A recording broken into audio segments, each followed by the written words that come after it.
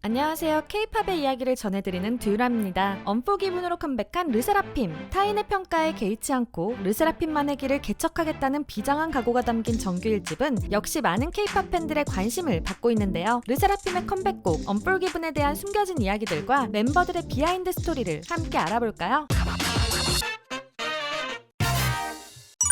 카우보이 컨셉의 비밀. 티저와 여러 영상에서 말이 등장하고 카우보이 모자를 쓴 멤버들이 보이는데요. 컨셉으로 카우보이 이미지를 사용한 이유는 르세라핌 타이틀곡 Unforgiven이 동명의 명작 영화에서 모티브를 얻었기 때문이죠. 영화 Unforgiven은 미국에서 1992년에 개봉한 서부극 영화인데요. 카우보이 영화에서 멋있고 카리스마 있는 역할을 많이 맡은 배우 클린트 이스트우드가 직접 서부극의 프레임을 비틀고 재해석하여 화제가 된 영화라고 합니다. 기존 서부극에서 카우보이는 정의로운 사도로 나왔었는데 이 영화에서는 그저 살인자이고 악당이었을 뿐이라고 하는데요. 르세라핌은 타이틀곡 Unforgiven의 가사에서 빌런이 되겠다, 낡은 대물림은 싫다, 금기를 겨눈다 등의 말로 새로운 시대를 열겠다는 포부를 보여주죠. 기존의 틀을 거부하고 르세라핌만의 길을 걷겠다는 그 의미가 동명의 영화가 보여준 뜻과 같은 것 같네요. 그러나 Unforgiven에는 굉장히 서부극 정석과 같은 익숙한 멜로디가 들리죠.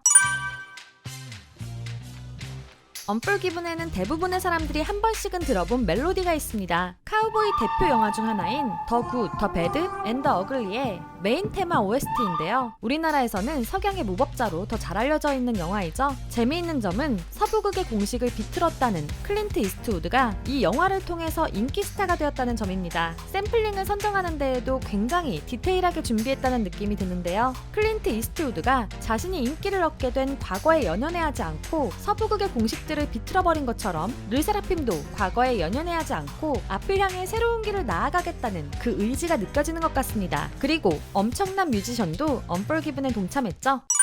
나일 로저스.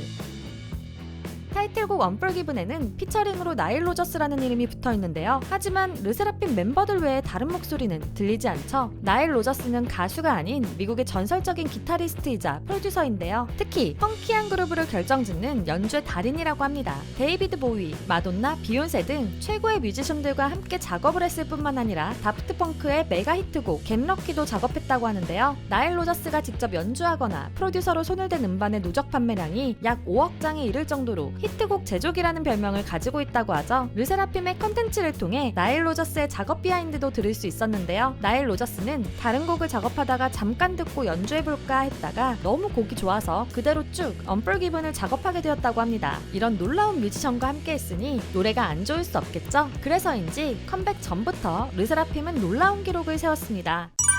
선주문 밀리언셀러. 르세라핌은 이전 앨범 안티프레자일로 선주문량 62만 장, 초동 판매량 약 56만 장을 기록했는데요. 그리고 올해 3월 안티프레자일이 밀리언셀러를 달성했다고 하죠. 하지만 이번 Unforgiven은 선주문량부터 약 138만 장으로 연타석 밀리언셀러를 예고했습니다. 안티프레자일과 비교하면 약 2배 이상의 성장세를 보여준 것인데요. 과연 르세라핌이 이번 정규 앨범으로 걸그룹 초동 기록을 세울 수 있을지 기대가 됩니다. 성공개의 여파. 르세라핌은 선공개곡을 낸 것은 아니지만 타이틀곡 Unforgiven을 예능 아는 형님을 통해 하이라이트 부분만 선공개했는데요. 이를 들은 많은 팬들이 노래에 대해 여러 감상평을 들려주었죠. 특히 해외 팬들도 이번 노래에 많이 놀란 것 같은데요. 난 이 노래와 기타 때문에 소름 돋았어. 코러스가 진짜 중독적이야. 안티프레자일처럼 쿨한 엘리트 코첼라 느낌이 들어. 올해의 곡 느낌이야. 끝내줘. 분노의 질주 느낌이야 등 이번 컴백곡에 대해 국내 팬들과 다를 것 없는 반응을 보여주었습니다. 그리고 아는 형님을 통해 몇 가지 재미있는 비하인드도 들을 수 있었죠. 사쿠라와 채원의 비하인드.